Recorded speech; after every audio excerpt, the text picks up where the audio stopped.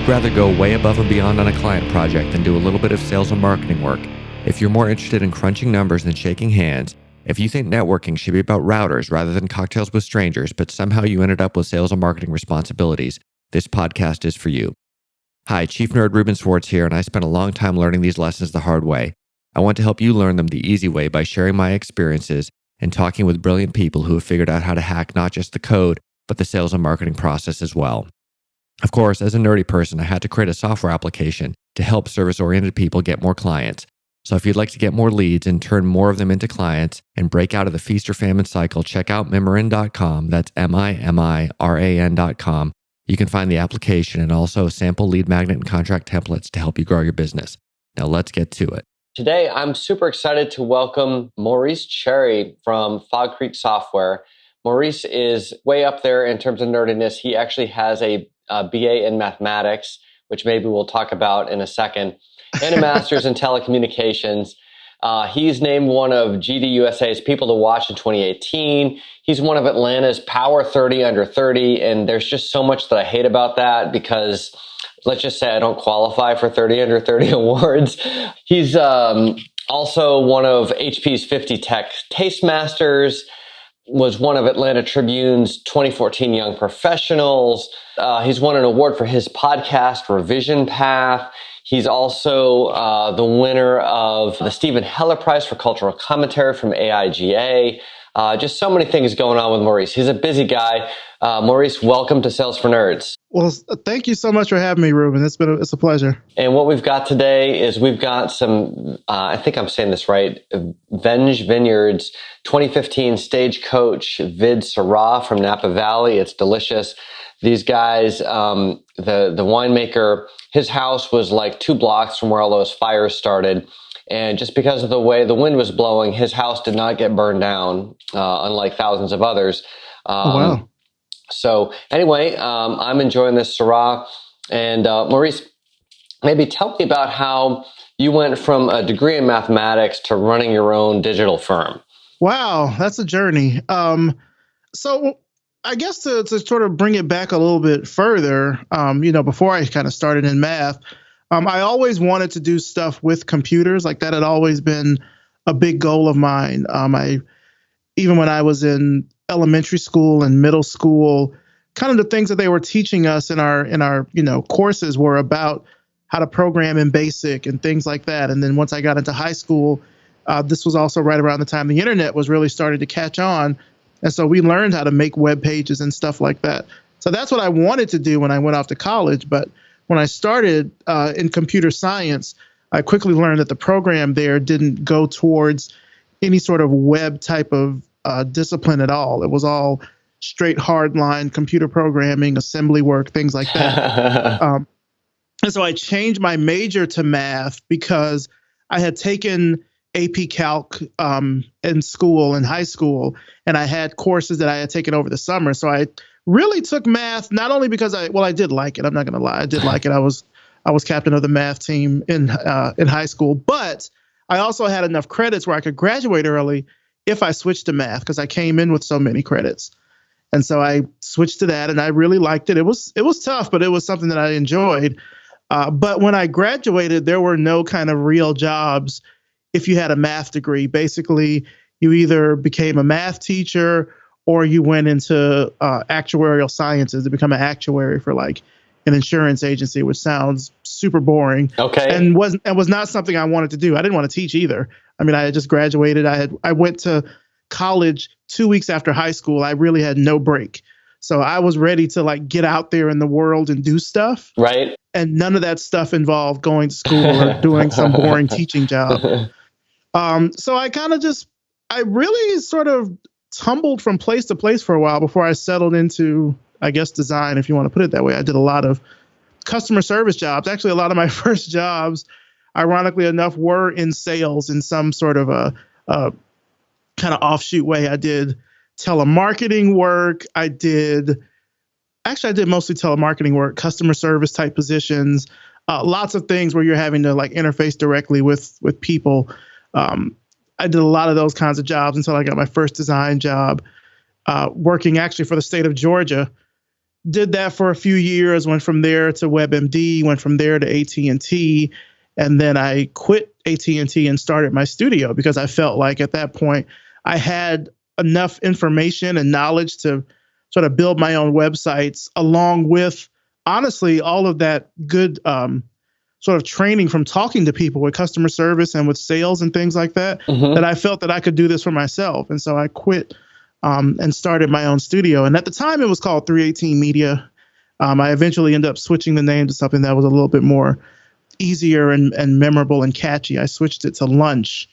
And I did that for 9 years. And then in December of last year, I stopped doing that. Well, I changed the focus. I say that. I don't take clients anymore. I just focus on my own creative projects. And now I work for Fog Creek Software doing content marketing. Okay. Now, I'm guessing that most people who get a mathematics degree do not jump into call centers. What was that like? Extremely humbling and very, I would say, what's the best way to put it?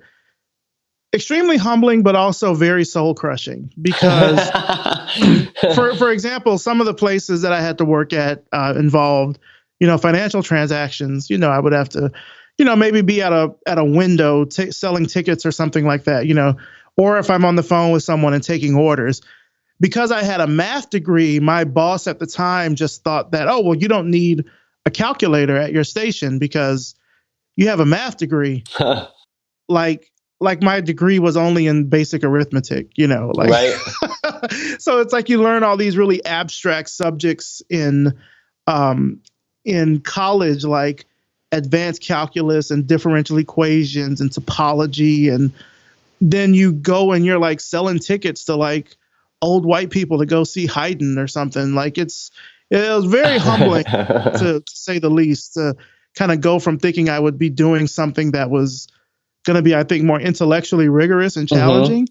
And then sort of, I don't know, it's kind of slumming it a little bit. I'll be honest with you. That's how I felt at the time. I was young. I was right out of college and was like, where is my opportunity? Because I didn't feel like I was getting it I felt like I was sort of sold a false bill of goods in a way, but it wasn't my fault. I should say that. I mean, the program that I was in, it ended up losing funding. It was a government program. It lost funding to Homeland Security. And so the focus that I thought I had when I went into it just shifted, which, I think is unfortunately just kind of something that happens that's out of your control. And at the time, I certainly tried to make the most of it by getting my name into interview books so I could interview at Microsoft and Real Player and places like this. But in the end, I didn't have that degree. I didn't have that programming degree. I just had a math degree, which was not enough. Okay. And so I just kind of had to go into doing sales. But yeah, it was very, very humbling. I really had to humble myself a lot to do those positions. What did you learn doing that day in, day out? It sounds like a very different experience than pondering differential equations. By the way, if there's one thing I think I would rather not do than like sell tickets to people to see Haydn all day, it would be differential equations. I would say what it taught me was really the art of focusing and disconnecting. Particularly if it's at a particularly busy time, you really don't have the luxury to have your own thoughts. You have to focus on the call that's in front of you and fixing the problem as it's happening, or you have to focus on the patron that's in front of you and making sure you're getting what they're wanting.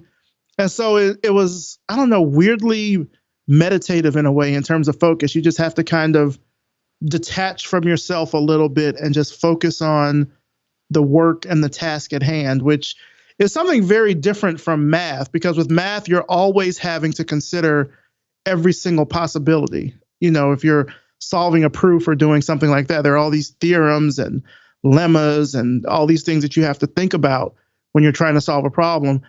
And even if you're doing something just as simple as, trying to sell someone tickets to the opera or something like that, it's a very basic transaction, but you have to at least focus on it enough where the person thinks that you care about it, Right. Okay. And so then how did you end up getting a design job? So I got a design job from Well, I got fired from the telemarketing job. That's what happened. Okay. I got fired from there, and then I had nothing else lined up. I sort of had a little bit of money, kind of saved up, but not a ton of stuff. And we have a local alt weekly newspaper here called Creative Loafing. And I was looking in the back of Creative Loafing for jobs, and there happened to be a job that was down actually at the local convention center, which is owned by the state.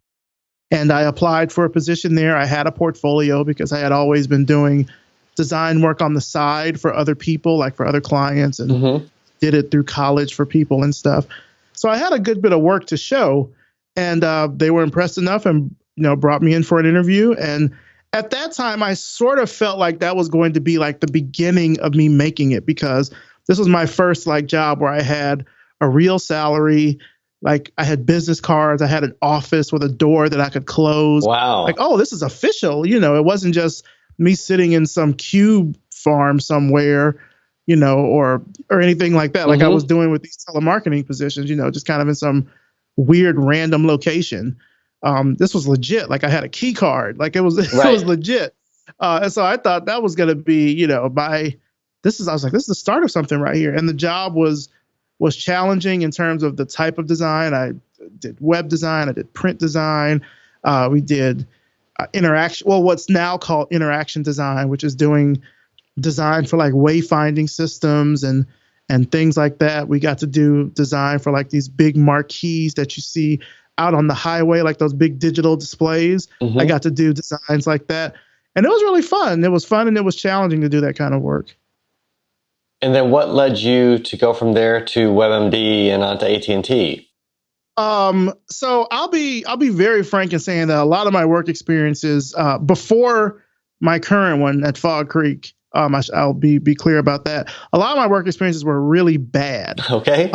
The jobs themselves were okay, but the actual environment was toxic. And so for at the state of Georgia, it was just a really bad work environment in terms of the relationship I had with some hires up. And so I ended up leaving there and went to WebMD. Only did WebMD for a short period of time because I was on a short contract.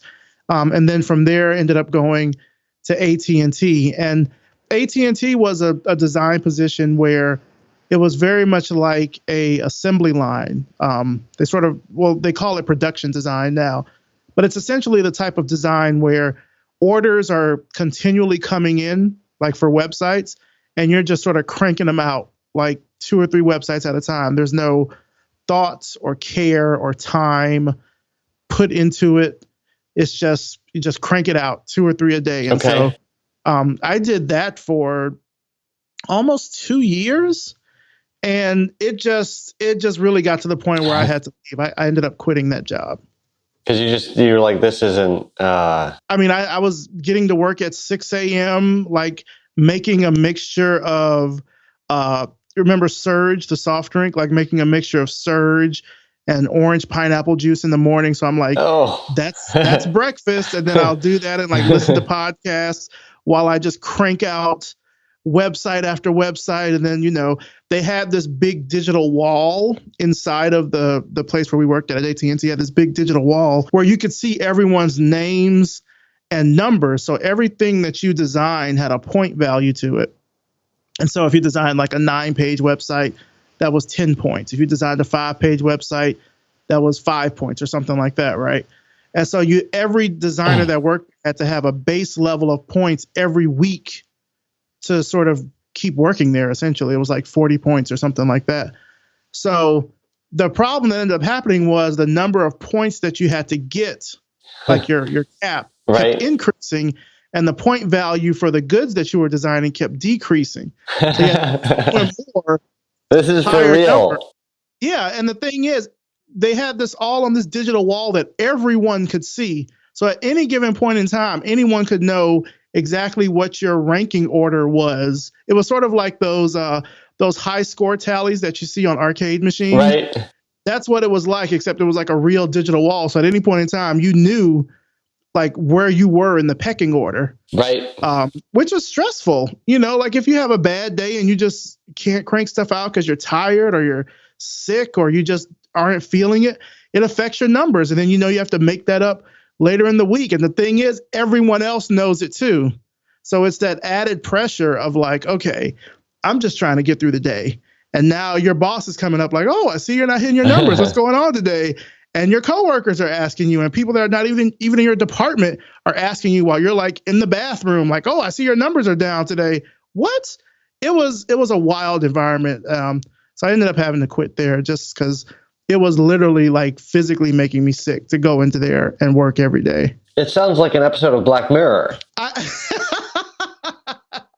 I could see that. I could definitely see that being an episode of Black Mirror. And for folks who haven't seen Black Mirror, it's like there's all these standalone episodes of dystopian science fiction futures where exactly this kind of stuff happens. Yeah, and so I don't know if they are still doing that. It wouldn't surprise me if they are.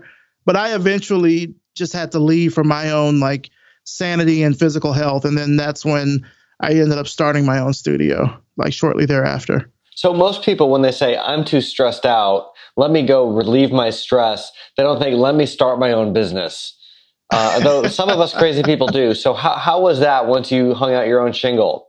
Well, and to be clear, when I started my business, I sort of started with a little bit of a runway. So the other kind of incident that led into me leaving was that I found out that I was sort of getting grossly underpaid based on the level that I was at as a senior designer. And once I discovered that and got that back pay, that along with all the other stuff was like, okay, I'm leaving. So when I left, I had a little bit of runway to kind of explore what my business voice and everything was going to be. Because otherwise, I really didn't have any clients or anything set up. It was a matter of going out and trying to find like where the web design work is and what kind of web design work do I want to do and how do I want my studio to look like. What's the brand that I want to put forth? I can't just say like, hey, I'm a guy that does design. Let me do your website. Like I had to package myself in a way that was attractive to potential clients. And also I would say, at this point, because I hadn't been doing sales for so long, I felt like that muscle that I had for really like talking to people and getting that, that instant rapport had atrophied to the point where I wasn't really doing any sort of cold call sales or anything. I was trying to get referrals from people. It was pretty rough those first few months. I mean, I was fortunate to have the back pay that I had in order to kind of, be a bit of a buffer. But I mean, it was rough. I had, really bad clients, I'd say for probably those first 2 or 3 months. And what ended up eventually happening was I partnered with 2 local guys who were doing some things with local political candidates. They were trying to sort of become their like social media team. And then to put this in context, this is in 2009 when this happened. It's like beginning of 2009. So this is right after Obama was elected. This is the first, he was elected for his first term. And this is the first set of municipal races that are happening where political candidates are now realizing that using the internet now has to be part of their campaign toolbox. Right.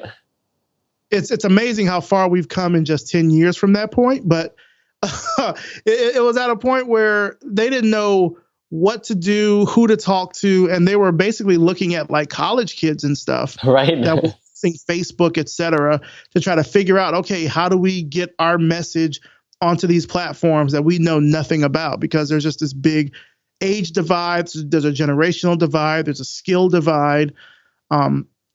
And so the 3 of us had partnered up to kind of work.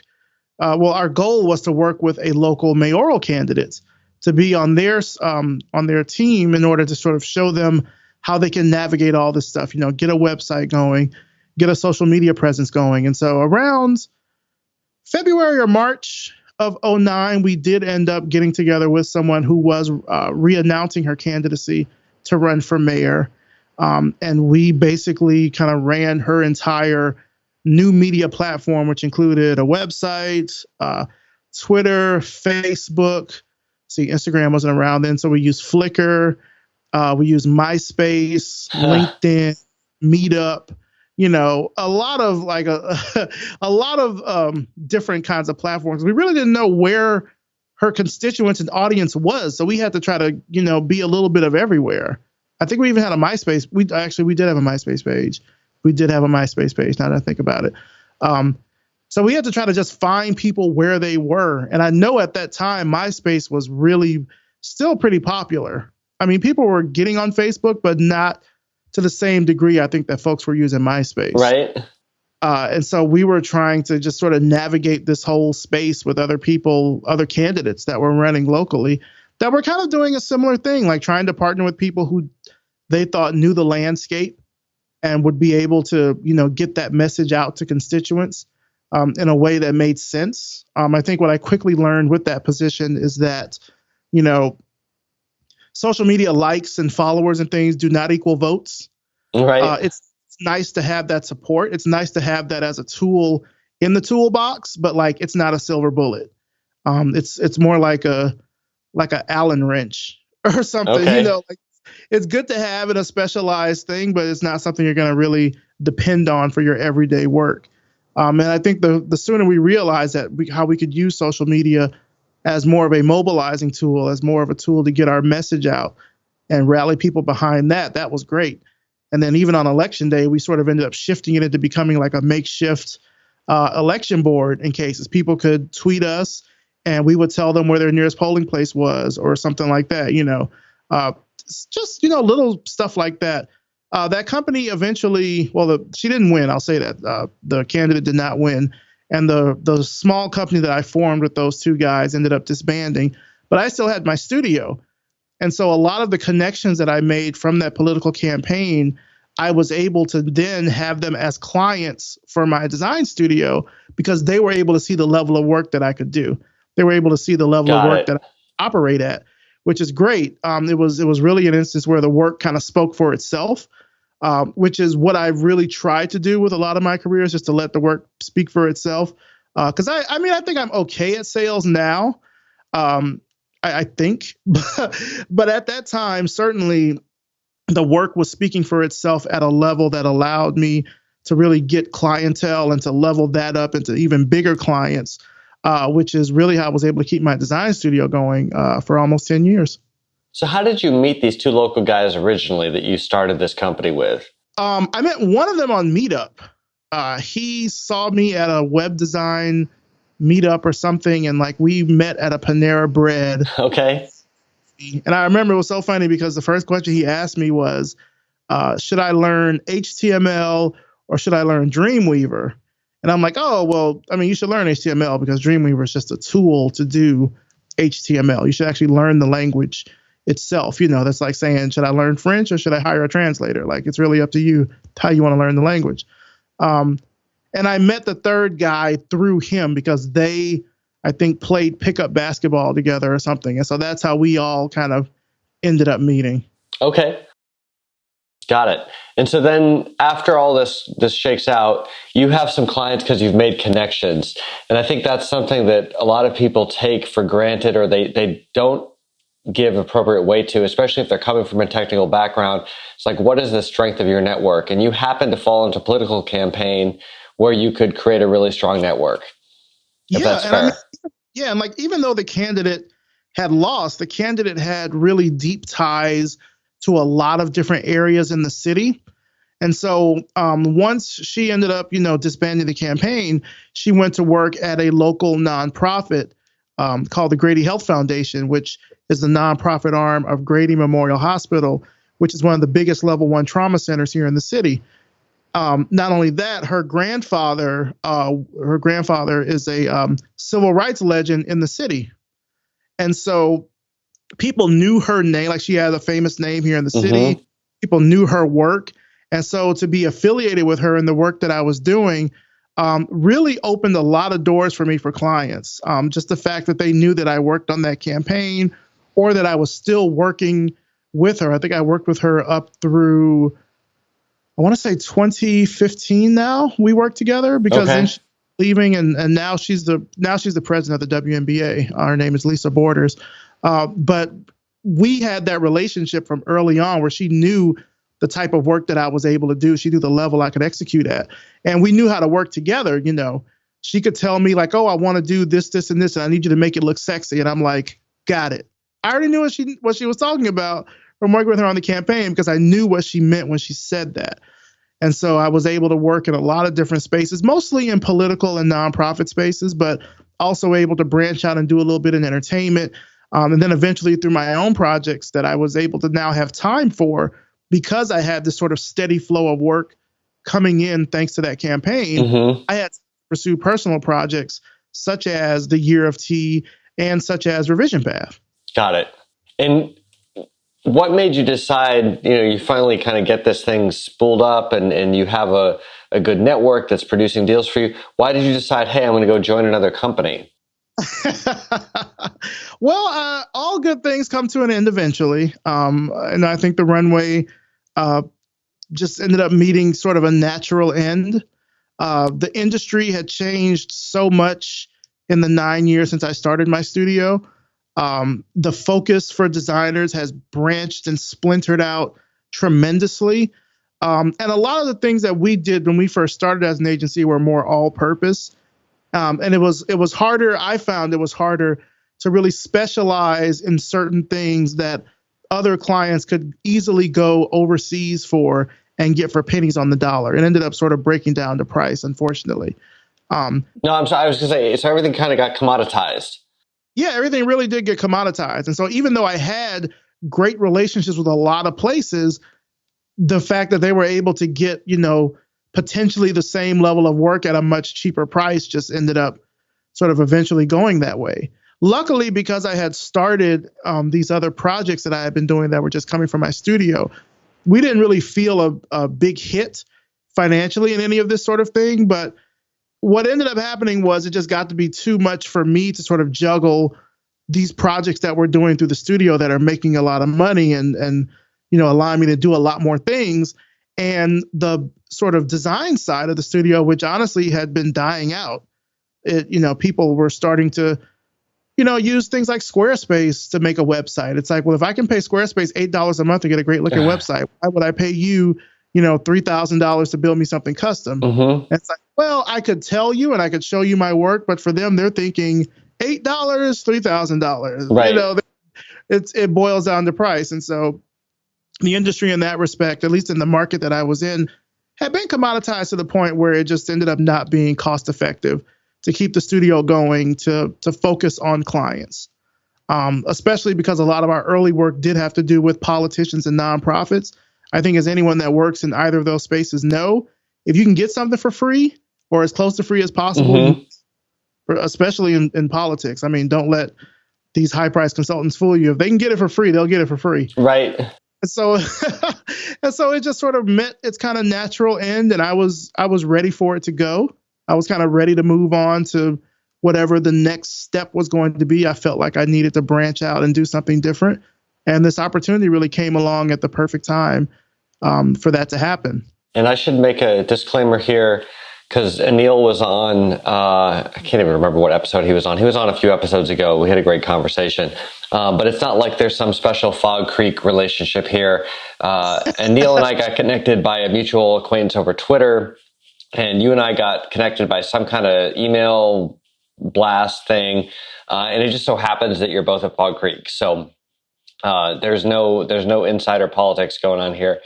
But you've kind of gone from running your own thing to being part of a firm that's established and successful and so on.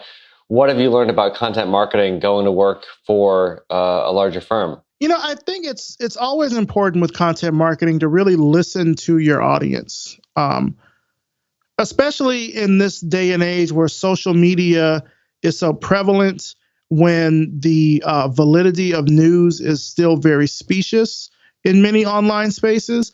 It's become more important than ever to be able to build that sort of personal trust through your content, because the default now is unfortunately to not believe the truth. So to really listen to your audience and learn what it is that they want to see from you, or the type of things that they hope your brand can help them with, is super important. And like for me, I was moving from a space where I was largely talking to designers to now talking to software developers, which, even though people might think those two are linked in a way, they're really pretty separate in terms of wants and needs, and certainly in terms of like tone and type of content. designers may be more apt for more visual content, whereas software developers may want a deeper, more technical dive into things. So being able to listen to your audience, to talk to your audience, and use that information in order to create the content that they want is super important. That's something that I really have learned from working at Fog Creek.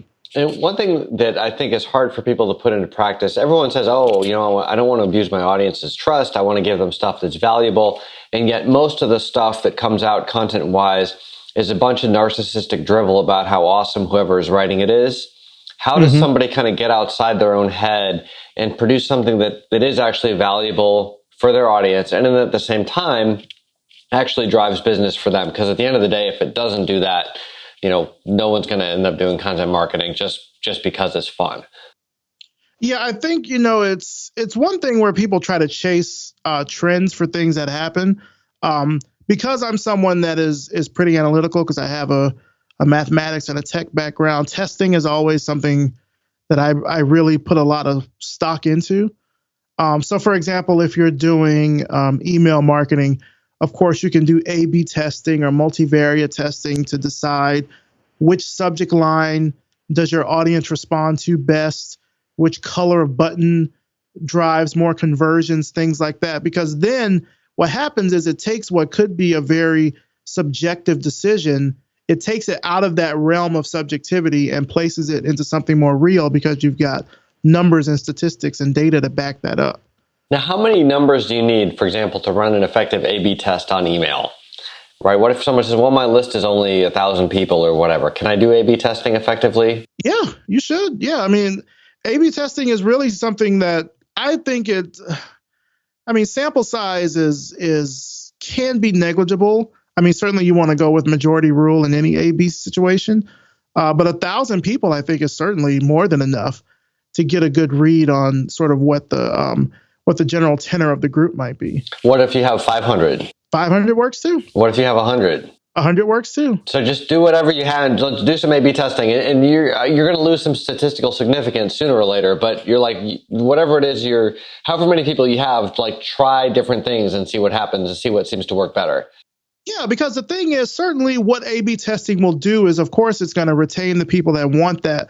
But you also, or what I guess the good byproduct is of A/B testing, is that it ends up weeding out eventually the people that maybe have signed up for your content for the wrong reason, or that weren't that interested in it. And really, are those people that you want to kind of stick around? You really want the people that are going to be passionate about the service or the product or whatever it is that you're putting out to be that sort of active kind of rabid audience. That's what you want. You want more of those people. So those are the people that you want to try to focus on. I'm not saying that you shouldn't, try to win over the naysayers or anything, but if you're finding that you're spending more time doing that and not neglecting the people who are supporting and are, interacting with your content or buying your services or products, that's probably a bad thing. I always say it's good to kind of focus on the core audience, because that's something that you can really easily multiply. If those people are really passionate about what it is that you offer, they're going to tell more people, and those people will tell more people. And so that kind of gets you more of what you want, and hopefully less of the people that may have signed up for, like if you did a contest or something and people just signed up just so they could have an entry, are they really going to be that interested to stick around if they didn't win? Probably not. But it's good to know that and to weed those people out by doing testing to ensure that you've got more of that, kind of core audience that are really going to be true fans of what you do. It was interesting you mentioned that. I remember when I started sending out an email newsletter, I would get so upset that anyone unsubscribed. And it's just like you feel like you're being rejected personally. And I've heard this from so many other people. And eventually I kind of worked my way through it. I'm like, no, this is actually really healthy, right? These are people who are not interested in this message. It's good that they're leaving, right? So they don't pollute my other statistics, and that I don't have to waste my time thinking about what would make them happy. They've decided their time would be better spent elsewhere, and that's totally okay. Yeah, absolutely. Now, do you have any good rule of thumb on kind of what percentage of people should unsubscribe on a regular basis? Is there such a thing? I don't think there's such a thing, because really that's something that varies a lot based on your industry.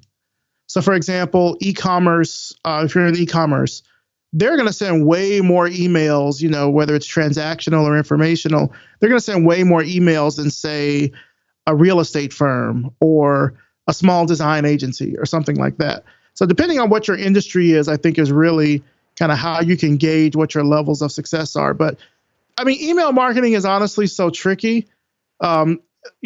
Thank God is one of the things that has still persisted since like the early 2000s that people still use because, as social media platforms change, as their terms of service change, as the data that they keep or don't keep changes, email has really remained a constant throughout that whole timeline of everything. So it's still fairly reliable in terms of how you get to people. I think what's probably changed a lot is certainly with web hosts and things, kind of the authentication rules behind what emails get in, what emails don't get in, et cetera. But it's still very, very constant. I know for MailChimp, for example, which is someone whom I've worked with in the past, one of the things that they've identified as really important with email is personalization, which again makes sense. You want to hear more from the people and the businesses, et cetera, that you like, and less from the people that you don't like. Right. One thing I'll tell, I tell this to my friends. I haven't told this to clients before, but I'll tell my friends, the best times for you to unsubscribe from emails are Christmas and birthdays, because everybody's going to send something hopefully around either one of those 2 days. So it's a good way to kind of weed out, okay, these are the people that I really want to hear more from, and these are the people I don't. I know that's a really bad thing to say because I know a lot of people try to put a lot of thought behind Christmas campaigns and stuff like that. But it's true, unfortunately. But I say all that to say, especially with birthdays, personalization is important because depending on the type of industry that you're in, if you can remind the client of something like that on a day that's really special to them, that endears you to them in some way. So, being able to capture that information, whether it's through a CRM or a survey or whatever other information you might be able to have, could be a good way to kind of help bolster any sort of email rates. But it really varies a lot by industry. I don't think there's a magic number because it's really just going to depend on your industry. It depends on your business. Like, again, I've worked with a lot of design studios. A lot of designers don't really send out a lot of email. They may send out one or two things. They'd rather you follow them on a visual media like Instagram or Facebook or on Twitter or something. There's not really a whole lot of email stuff that's going out in that way.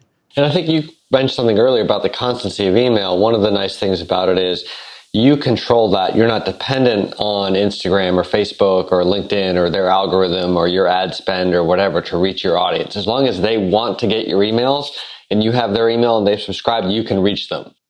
Right, exactly. And then again, depending on what other information you have from them, like say if it's e-commerce and the person has changed their email address, sometimes when people change their email addresses, they're not necessarily going to change that with every single newsletter that they have, and so if you have other information about them, that's another good way to just keep in touch with them if they manage to migrate on to another address or something like that. Now, I hear from a lot of people who say, I would love to do content marketing. I totally get why it works. I want to be valuable to my audience. I have a lot of great things to say, et cetera, et cetera, et cetera. I just don't have the time. So what would be a response to that? Should they just give up? Are there practical things they can do? What's the sort of the most bang for your buck time-wise that people should be thinking about when it comes to content marketing? So one thing that I do, and it's sort of cheating in a little way. Cheating's good. As long as it's ethical cheating, if that makes sense. I think it's ethical cheating. Yeah, it is. So I keep a regular checklist of events or things that might be happening. So for example, I use Google Keep, which is like a notepad type of an app where you can make to-do lists and like little scratch notes and stuff like that. So one thing I'll do like for the month, like say for the Revision Path newsletter, one thing that we try to do is give updates on people that have been on the show. But we've had over 230 something guests. It's hard to keep track of all those people. I don't try to keep track of all those people. So what will happen is if I happen to see this person's name in the news somewhere, I'll just make a note of it on like a little checklist somewhere for the month. And then by the time the end of the month comes, when I need to start building the newsletter, I can go back to that checklist and it's like, oh, I've got all these news items that I can talk about now. And it's not something that I had to spend hours like scouring the web to try to find. Right. This is information which came to me, whether it's through, I still use an RSS reader whether it comes through an RSS reader or it trickles in through Twitter or through Facebook. I at least like take 5 or 10 seconds, copy, paste, and then just keep going about my day. So then by the end of the month, I've already got this list that I can pull from to start making content. And so I would recommend that, for anyone, if they feel like time is a factor, look at the ways that you're already consuming media. I'm pretty sure for people that are listening to this podcast, they consume several media that has to do with what their industry is. Right. Just pick and choose from things that you find interesting, that you think your audience might find interesting. And then by the time you're ready to start putting together a newsletter or whatever the communication is that you're using to talk to your audience, you've already got something to pull from. You're not having to sort of go out and hunt and find things. You find the thing, or you already have a list of things that have come to you. I think that's a great point. I think so many people, they're busy, but they also spend/waste a bunch of time on the internet reading stuff that's related to their industry that they care about, or just talking to people about things that they care about. I've talked to a bunch of people who said they have no time for content marketing, but I'll spend half an hour on the phone with them or in person, and they have all these brilliant things to say about their domain that they just never write down and they never share unless they're talking to somebody like that. And I would say, I mentioned an RSS reader. I really get a ton of news that way. And for people that are listening that might not know what that is, I'll try to break it down in the least nerdiest way possible. So this is Sales for Nerds. You can be nerdy. Okay, so most content that is online is usually done through some type of content management system, especially if you're talking through big companies, news organizations, et cetera. A lot of that data that is used is standardized in a format that's called XML, which is Extensible Markup Language. This XML is often served up in something which is called an RSS feed. RSS is an acronym, stands for Really Simple Syndication.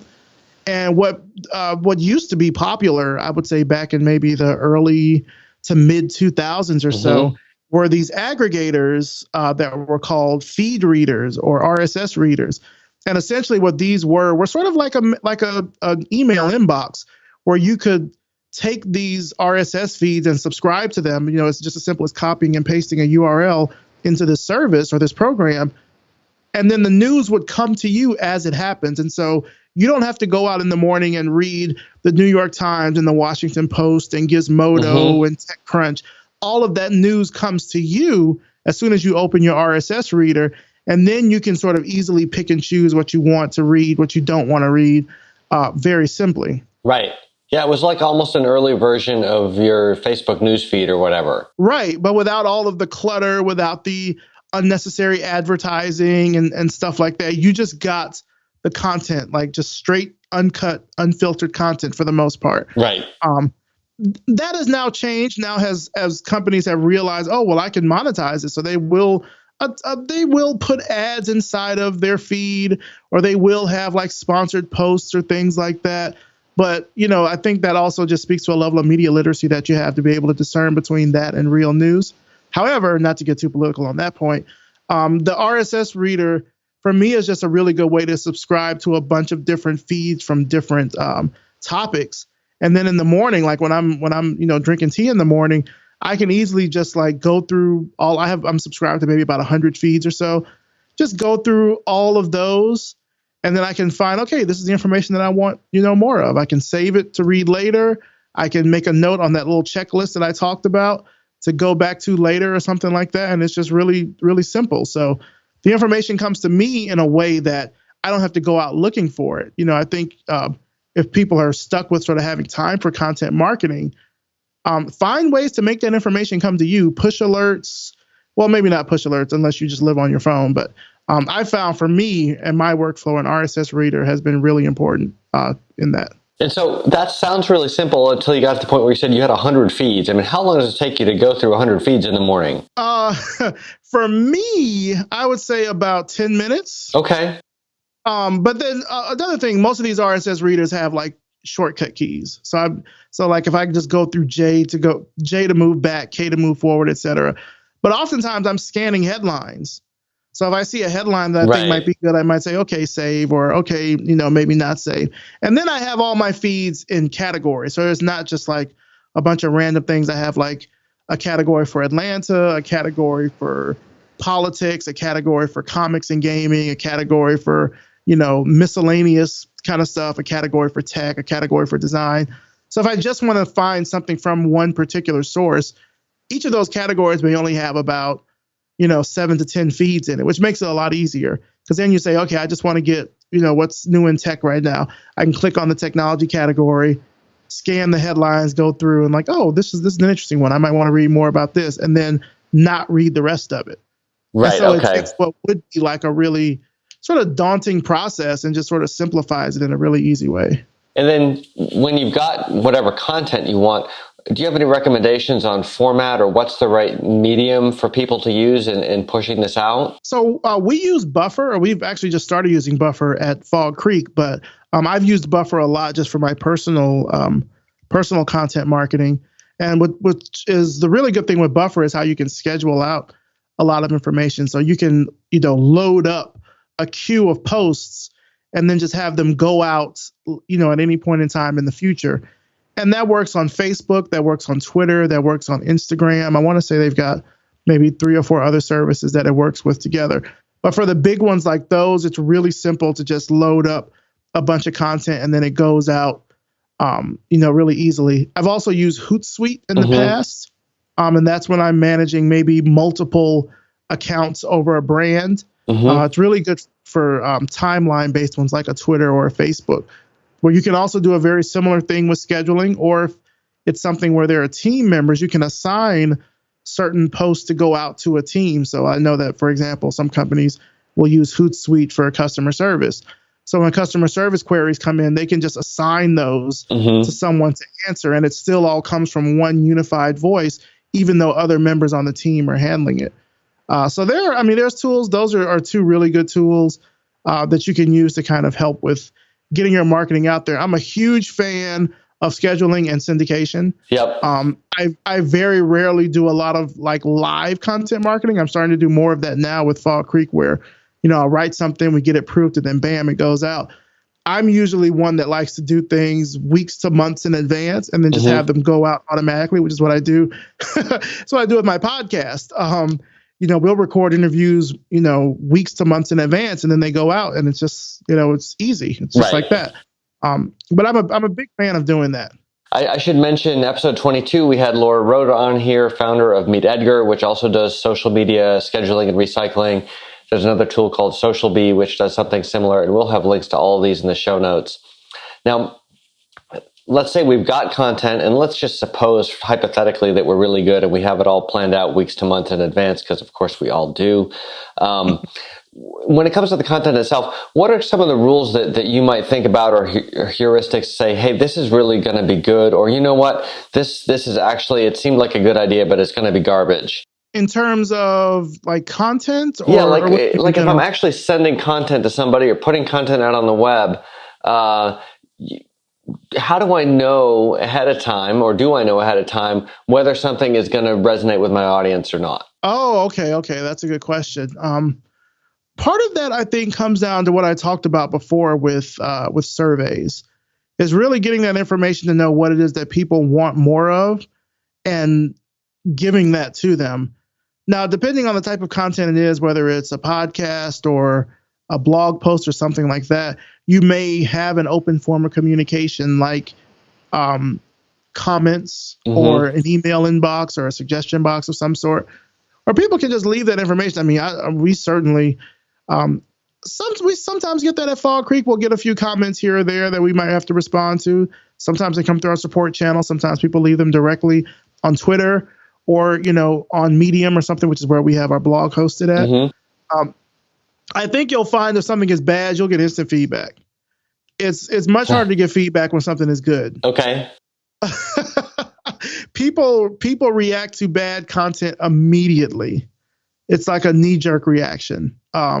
Good content, I'd say good to middle of the road content is much harder. Right. Which is why surveys are good, because it allows people hopefully to give a voice anonymously and not, come off like a jerk if they say they don't like your post for one reason or another. Some people don't care. They'll just leave a comment. But generally, doing it under that realm, that sort of a way of anonymity from a survey, I think can be really good. But talking to your audience is really the best way. If it's bad content, they will let you know. I mean, with headlines, there are things like Buffer has these headline formulas that you can use to try to create catchy headlines that people will click. Certainly, I know that there are writing guides and style guides. I think any content creator out there, that if you're working for, particularly if you're working for a company, you need to have a strong editor. Editors are worth their weight in gold in terms of being able to take what you think might be great content and polishing it into something better. Right. So having some kind of editorial guidelines behind that. And of course, it also helps with editors that they know how to match your content to what your brand's tone is and what the voice is and how it should come across. So all that stuff, I think, is really important. Got it. So basically, there's no shortcut for you need to actually just understand your audience and give them what they care about. Yeah, I mean, I think there should be a conversation between brands and audience. There should be an open channel where, customers can talk to the brand, brands can talk to customers, because that's really what ends up building that brand loyalty. That's the word I was looking for. It ends up building that really between you and the customer, is being able to listen to what they're saying, provide what they want. That's super duper important. And so if you're not having that conversation, if you're just throwing stuff out there and not hearing a whole lot, you're probably sending a bunch of that meh, not very interesting content, and maybe take a little time to just really appreciate what your audience needs. Yeah, because people will end up, really tuning that stuff out. Right. There's one client I know that I worked with. I hate it when they did this. They would always call email newsletters a blast. And they would always say, well, we need to blast this out to our entire audience. And it's like, I would always think of them like stuffing their message into like one of those circus cannons and just firing it off. Like, right. That's what I guess whenever they said blast, that's what I thought of. And I'm like, nobody's gonna listen to that. Nobody's gonna read that. Like, we need to be a lot more targeted with how we talk to people and things like that. So yeah. Don't just do the big all-encompassing message. Talk to your audience. Get to know them. Get to know what it is that they want to hear from you. Talk to your audience. Get to know them. That sounds like great advice. Maurice, thanks so much for your time. I really appreciate it. Oh, thank you so much again for having me. This was really fun. All right. Talk to you soon. Thanks for listening. If you'd like to help automate client acquisition, check out Mimiran.com. That's MIMIRAN.com. If the show is helpful to you, reviews are a great way to help spread the word and also help me understand what's valuable to you. For example, Warren C_98 writes, I just listened to the Michael Katz episode. It was awesome. Just what I needed. Look forward to listening to more. Thanks a lot, Warren C. If you've got topics or guests you'd like to hear on the show, please leave a note at salesfornerds.io. Until next time.